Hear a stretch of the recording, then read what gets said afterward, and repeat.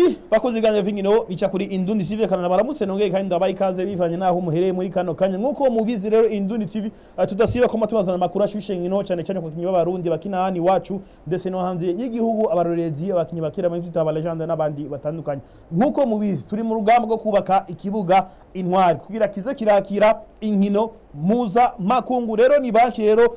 Interbank ryaterereye ishiramwe umupira w'amaguru mu Burundi imiliyoni 50 zose z'amarundi hari rero ku munsi wa gatandatu igenekerezo rya 10 Kigarama umwaka wa 2022 isaha zitatu zo mu gitondo ku kibuga Intwari kiriko cubaka gushasha niho rero abarongoye banki Interbank bari kumwe n'abasanzwe bayikorera bari baramutse bakorera ibikorwa rusangi kuri ico kibuga mu ntumbero yo gushigikira ibikorwa biriko birakorerwayo byo kucubaka gushasha mu nyuma rero niho guca bashikiriza urongoye ishiramwe umupira w'amaguru mu Burundi General de Brigade de Police Muyenge Alexandre amafaranga angana n'imiliyoni 50 ya marundi umurongozi rero mukuru w'ibanki Interbank Eric John Kere yamenyesheje ko ari iteka ridasanzwe kubona bagize ico baterera kugira ico kibuga kibandanye cubakwa asubira kandi avuga yuko ari ngombwa guterera mu iterambere ry'umupira w'amaguru ndetse no mu gwiga tumumvirize hamadushe tugaruka twumvirize usanzwe arongoye ishiramwe umupira w'amaguru mu Burundi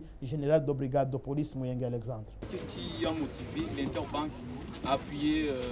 ces travaux, cette construction du stade de Noël? En fait, ça fait partie de notre programme de responsabilité sociétale. C'est important de contribuer à la collectivité dans laquelle on réalise notre activité. Et le sport est un des axes prioritaires de cette politique de responsabilité sociétale. Et pour nous, on a toujours soutenu la fédération de football burundaise et ça nous paraissait tout à fait évident et normal de contribuer à ce grand chantier pour le bien du pays et de la population burundaise.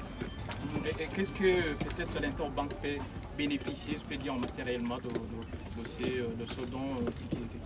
qu'elle vient d'offrir à la Fédération burundaise de football? On n'attend rien du tout. On n'attend rien du tout, en tout cas au niveau matériel. Ça fait partie de... C'est important pour nous de vraiment de rendre aux populations dans lesquelles on fait notre activité, de contribuer, de rendre une partie de nos résultats. Urongoye ishiramwe umupira w'amaguru mu Burundi General de Brigade de Police Muyenge Alexandre nawe nyene yaronse akaye ko gushimira cyane gose bimwe bivuye ku mutima ino banki ndetse acasubira kandi asaba yuko nabandi bo kwijukira guterera kugira ico kibuga acubakwe nge tumuvize Muyenge Alexandre. Twebwe ubwa mbere tuyakiriye neza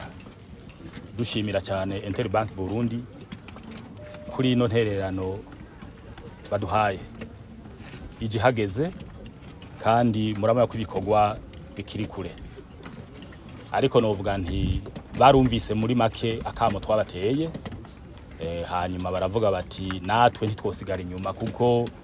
inkino ziteye imbere n'igihugu kiba giteye imbere inkino nazo kugira zitera imbere nuko baba bafise aho bakinira hameze neza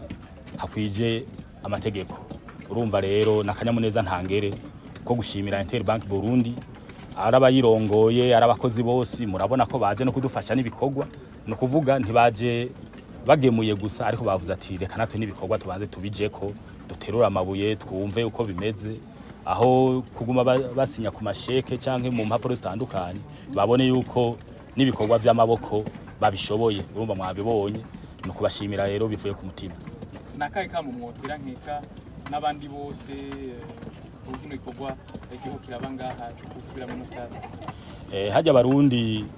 ntiwirirwa uravuga menshi hajya ibikorwa birivugira babonye